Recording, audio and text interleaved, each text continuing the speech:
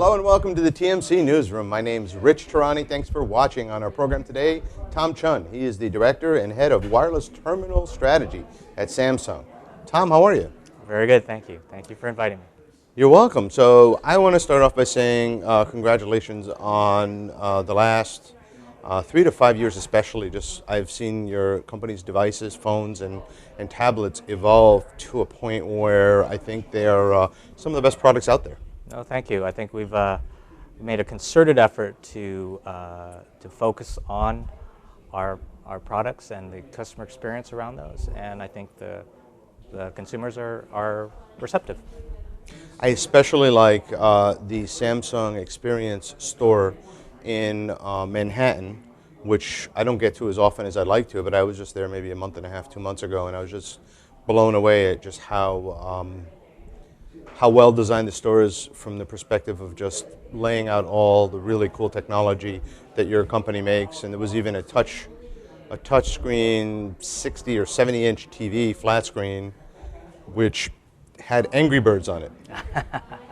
Yeah, so that's I think that's it's a great venue, our Experience store, to allow us to showcase some of the great things that we're doing, that we're thinking about in the future for our future products at Samsung.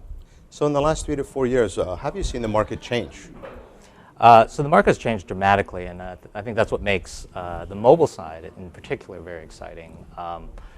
You know, 3 to 4 years ago, we were talking about voice-centric phones, and wow, what a difference it is from that to today, where we're talking about phones that have great hardware capabilities that are on the order of laptop kind of computers of the 2001 era. But then on top of that, we have great content and services. So we're building like great experiences on our phones, on handheld mobile devices. Now, as you look out at the competitive environment, what are you seeing? Obviously, you know, very strong competition from our competitors. We are, we like to think ourselves as a leader. We are a leader in the U.S. on the mobile side, number 2 globally in the world.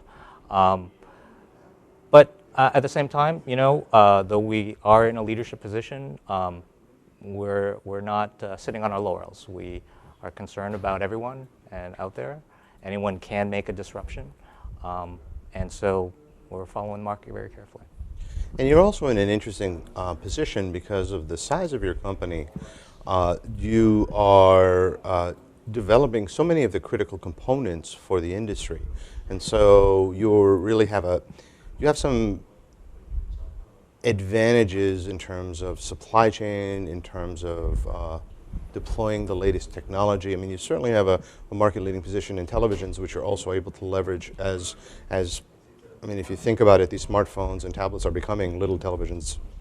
Yes. That's really the reality of what we're seeing, and you're a leader in one space that basically you shrink that 55-inch thing down to a tablet, or 55-inch TV to a tablet. How does that play into your company and how it serves customers? So some various aspects. I think I'm glad you brought up the display. We are a leader in display technologies, and our expertise in that, from the big panels, is, as you're seeing, being pushed into our smaller device form factors. So for instance, we last year with our Galaxy S line, we launched what we would argue is the best mobile displays out there with Super AMOLED technology.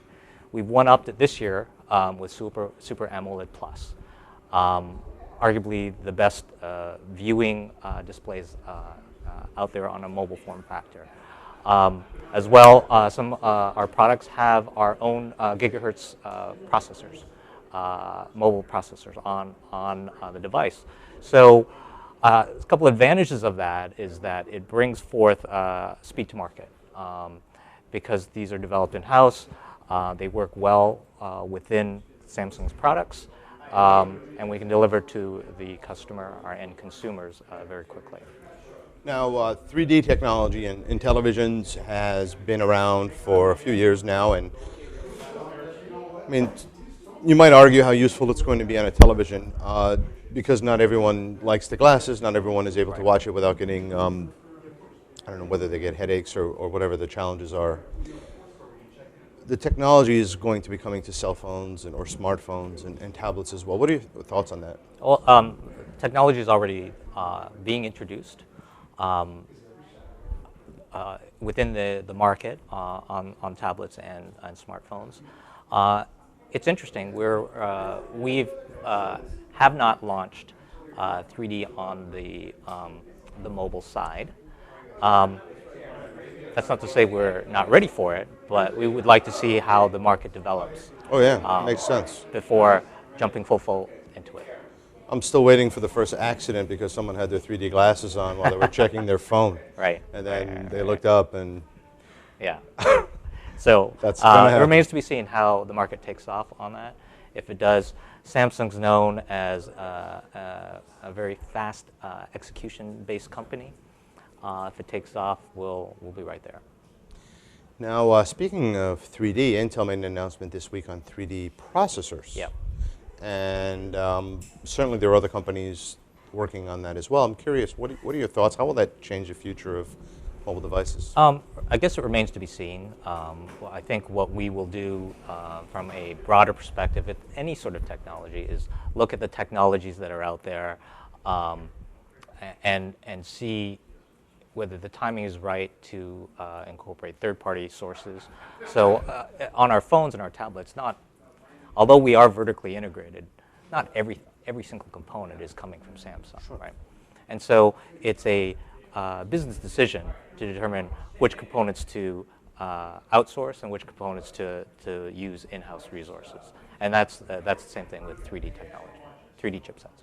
But without a doubt, the technology and the growth of 3D processors means that we are going to have even more powerful, more power efficient devices, right? Yes. Especially handhelds, Yes. which already are suffering from, many of them are suffering from not being able to get through a whole day with a single charge. Yeah. So Yeah. that's important. So it's important. We're addressing the battery issue in various ways in terms of trying to optimize some of our playback, but even our displays itself, our AMOLED displays, are more efficient than TFTs, Super LCDs.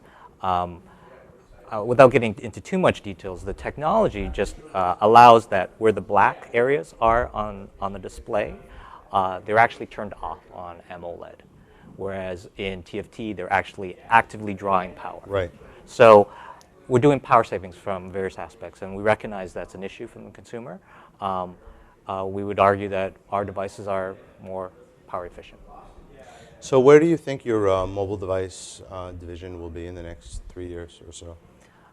Good question. So our mobile device division will continue to gain momentum where we are. We're, as I mentioned, in the US, we're number 1. We're number 2 globally. We are a smartphone leader. We're not the leader.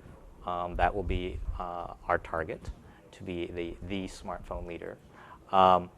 In terms of sort of more overarching kind of goals, we're gonna focus on what we say is smart mobile devices. And smart mobile devices for this year, next year, and next year beyond that is not about form factors or specific feature sets or specific sizes. It's about being and having and addressing the unique needs of our consumers, all consumers across all segments of the market. And how big of a role do you think patent lawsuits are going to play going forward? I mean, probably most people watching are aware you're dealing with at least one patent lawsuit from Apple, and there's cross suit going back and forth, but it's not unusual, these patent suits. Yeah, I can't really comment too much. All I can say is that as long as there's lawyers, there's always been sort of patent lawyers. There's always been patent lawsuits. There have always been patent lawsuits. So. But it's interesting because you're a supplier to so many companies that it's very difficult to sue. Well, I guess you can still do it, but it just makes it more challenging. it's interesting dynamics. It really is. It really is. Co-opetition, I guess they call it. That's right. In some segments of the market. So thank you so much for your time today. It was great to have you on the program. Thank you.